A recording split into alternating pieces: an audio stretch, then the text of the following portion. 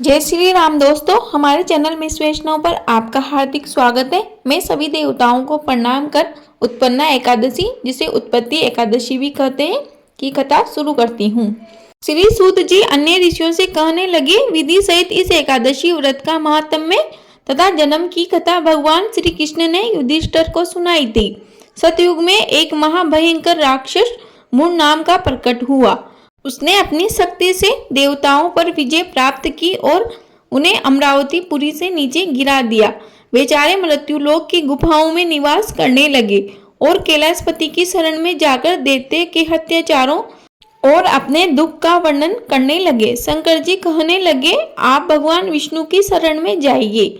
आज्ञा पाकर सब देवता क्षीर सागर में गए। वहां शेष की शैया पर भगवान शयन कर रहे थे। वेद मंत्रों द्वारा स्तुति करके भगवान विष्णु को प्रसन्न किया।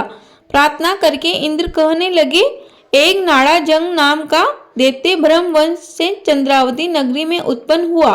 उसके पुत्र का नाम मूर। उस मूर दैत्य ने हमें स्वर्ग से निकाल दिया। वह स्वयं ही सूर्य बनकर जल का आकर्षण करता है और स्वयं ही मेघ बनकर बरसता है। भूलोक के बड़े बड़े कर्मचारी देवता सब उसके शरणार्थी बन चुके हैं। अतः आप उस बलशाली दैत्य को मारकर हमारा दुख दूर कीजिए। भगवान बोले, हे देवताओं, मैं तुम्हारे शत्रु का शीघ्र ही संहार करूंगा। आप निश्चिंत होकर चंद्रावती नगरी पर चढ़ाई करो। मैं तुम्हारी सहायता करने को पीछे से आऊंगा। आज्ञा मानकर देवता वहां गए, जहां युद्ध भूमि में मूर दैत्य गरज रहा था। युद्ध प्रारंभ हुआ, परंतु मूर के सामने देवता घड़ी भर भी न ठहर सके। भगवान विष्णु जी वहां पहुंचे। सुदर्शन चक्र को आज्ञा दी, शत्रुओं का संहार करो।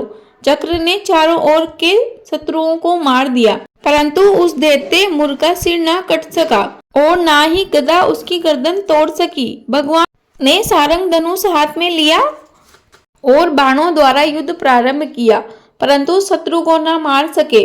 अंत में कुश्ती करने लगे। हजारों वर्ष व्यतीत हो गए, परंतु प्रभु का दाव बंद एक भी सफल ना हुआ।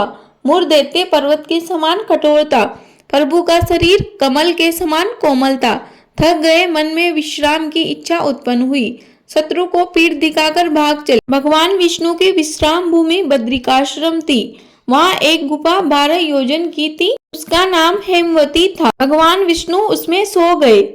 मूर दैत्य भी उनके पीछे पीछे चला आया। सोते हुए शत्रु को मारने के लिए तैयार हो गया।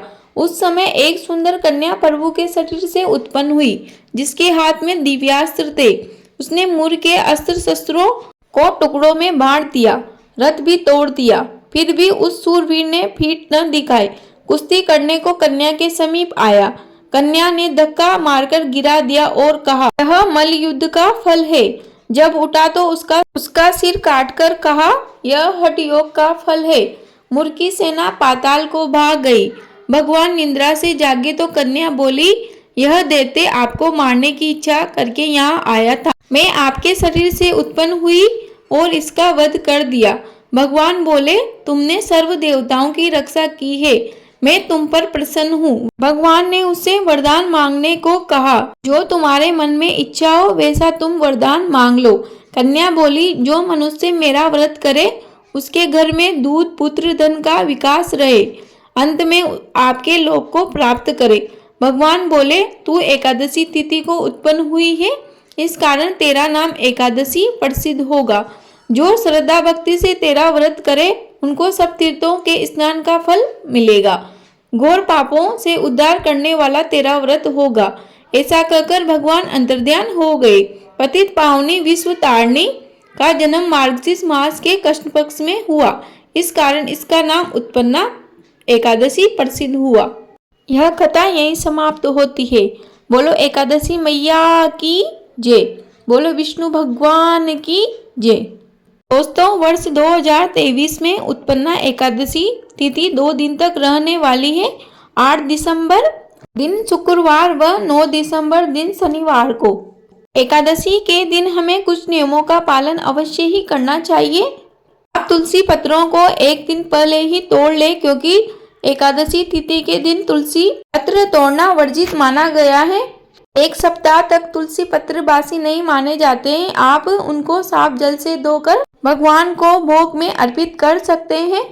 इस दिन चावल का सेवन बिल्कुल भी ना करें, ना ही घर में चावल बनाने चाहिए।